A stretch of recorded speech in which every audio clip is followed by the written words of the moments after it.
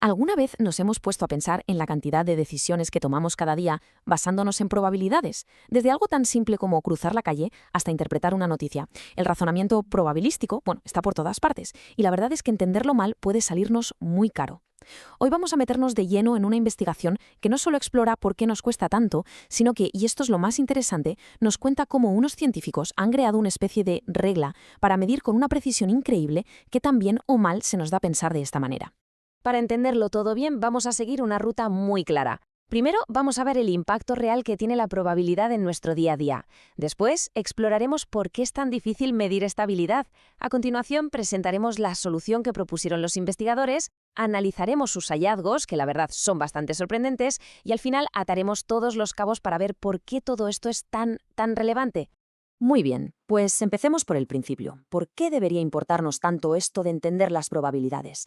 Pues porque, aunque no nos demos cuenta, estamos constantemente haciendo apuestas. Y no me refiero a un casino, sino a decisiones sobre nuestra salud, nuestras finanzas, incluso sobre nuestra seguridad.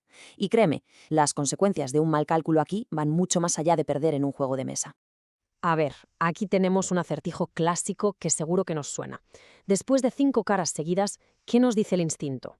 Si somos como la mayoría de la gente, probablemente tengamos una vocecita en la cabeza gritando «Cruz, tiene que salir cruz ya». Pues eso, amigos, es la famosa falacia del jugador en plena acción. Pero claro, la realidad es que la moneda no tiene memoria. La probabilidad sigue siendo del 50%. Y esto es solo un pequeño ejemplo de cómo nuestras intuiciones a menudo nos la juegan. Y como bien apunta esta cita de la investigación, el tema va mucho más allá de lanzar monedas. Pensemos por un momento en las consecuencias. Un médico que malinterpreta la probabilidad de que un paciente tenga una enfermedad. Un inversor que evalúa mal un riesgo financiero. El estudio señala algo que es bastante alarmante. Y es que, muchas veces, cuanto más equivocados estamos, más seguros nos sentimos de tener la razón. Y esto nos lleva directamente al corazón del problema que querían resolver los investigadores. Si entender la probabilidad es tan crucial, necesitamos una forma fiable de saber quién tiene dificultades. Pero claro, ¿cómo se mide algo tan abstracto como la capacidad de razonar? Fijaos en esta imagen porque es muy clara. Los test que había hasta ahora eran, por así decirlo, como puentes diseñados solo para atletas de élite. Funcionaban genial para medir a los expertos, a los que ya sabían mucho, pero dejaban al otro lado, completamente aisladas, a todas las personas que tropezaban con los conceptos más básicos. Lo que faltaba, en esencia, era un puente para todos los demás. Los investigadores le ponen un nombre a esto, analfabetismo estadístico, y es un concepto clave, de verdad. No se trata solo de no saber matemáticas, sino de no ser capaz de dar sentido a la avalancha de datos que nos bombardea cada día, desde el pronóstico del tiempo hasta los gráficos que vemos en las noticias. Es como intentar leer un libro sin conocer todas las letras del abecedario. Y como sociedad, el coste de esa ceguera es enorme. Y aquí es donde esta investigación se vuelve realmente innovadora. Para solucionar este problema de medición, el equipo se propuso construir una herramienta totalmente nueva desde cero, la escala de razonamiento probabilístico, o PRS por sus siglas en inglés. A mí esta analogía me parece brillante. No querían una regla para medir a los genios de la estadística, que ya sabemos que lo son, no. Querían una regla increíblemente precisa justo en el otro extremo, para identificar a quienes más les costaba. El objetivo era medir con muchísima precisión los niveles más bajos de habilidad, precisamente para poder ayudarles de la forma más eficaz posible. Y claro, crear esta regla no fue nada sencillo. Podemos imaginarlo como un proceso en 4 fases. Primero, crearon preguntas muy ingeniosas, casi preguntas trampa, diseñadas para pillar nuestros sesgos más comunes. Después, calibraron cada una de esas preguntas con una precisión casi milimétrica, usando estadística muy avanzada. Luego, se aseguraron de que la regla midiera igual para todo el mundo, sin importar el género o el idioma. Y finalmente, la prueba de fuego. Comprobaron que las puntuaciones del test de verdad servían para predecir comportamientos en el mundo real. El método que usaron para esto se llama teoría de respuesta al ítem. Para que nos hagamos una idea, en un test normal todas las preguntas suelen valer lo mismo. Con esta teoría, en cambio, cada pregunta es como una herramienta súper especializada. Algunas son perfectas para medir un nivel de habilidad muy básico, otras para un nivel intermedio. Esto te permite saber no solo si alguien acierta o falla, sino exactamente en qué punto de la escala de habilidad se encuentra. Y eso es lo que le da a su regla una precisión tan asombrosa. De acuerdo, pues ahora vamos a lo más fascinante de todo esto. ¿Qué descubrieron cuando pusieron a prueba esta nueva escala?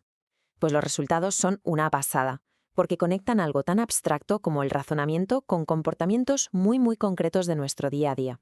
Esta tabla es súper reveladora. Como se podía esperar, quienes sacaban una puntuación alta en el test también tenían mejores habilidades matemáticas y mejores notas en estadística. Pero lo realmente crucial es que además tomaban decisiones más ventajosas en tareas de riesgo y tenían más inteligencia fluida, que es básicamente la capacidad para resolver problemas nuevos. Y por otro lado, pasó lo contrario, a peores puntuaciones, más ansiedad con las matemáticas. Y ojo a esto que es muy importante, una mayor tendencia a tener problemas con el juego. Este gráfico nos muestra algo interesante. A simple vista la diferencia parece pequeña, pero a nivel estadístico es muy significativa. Los estudiantes universitarios obtuvieron puntuaciones un poquito más altas que los de secundaria. Esto sugiere que, aunque la mejora no sea enorme, la educación superior parece que sí nos entrena un poco más para lidiar con la incertidumbre. Es una pequeña prueba de que esta habilidad, en efecto, se puede entrenar. Y ahora, uno de los hallazgos más prácticos de todo el estudio. Los investigadores se dieron cuenta de que la forma en la que se presenta la información es absolutamente clave.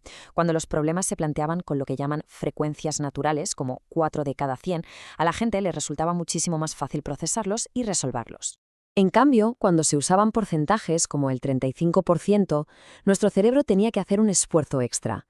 El estudio sugiere que esto pasa porque nuestro cerebro evolucionó para pensar en cosas concretas, en contar cosas, 4 personas de un grupo de 100, no en conceptos abstractos como un porcentaje.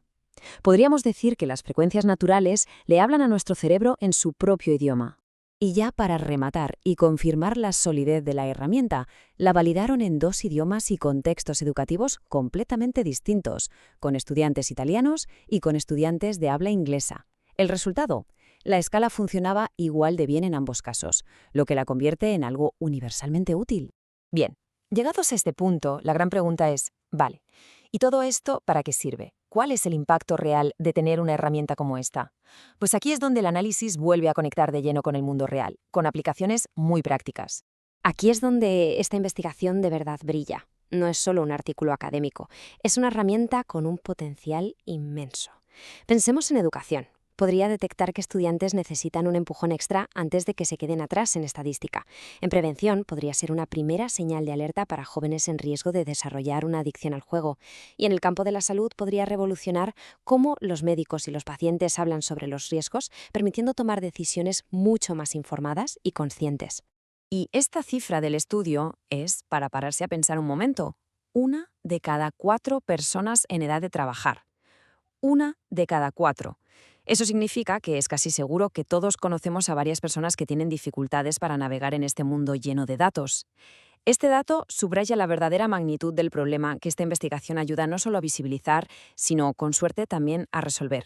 Así que, al final, todo se reduce a esto. Ahora que sabemos que es posible medir con precisión nuestra habilidad para enfrentarnos a la incertidumbre, la verdadera pregunta que queda en el aire es, ¿qué vamos a hacer al respecto para mejorarla? Porque dominar la ciencia de la incertidumbre no es solo un ejercicio académico, es una habilidad absolutamente esencial para navegar el siglo XXI y para tomar decisiones más inteligentes y seguras en nuestra propia vida.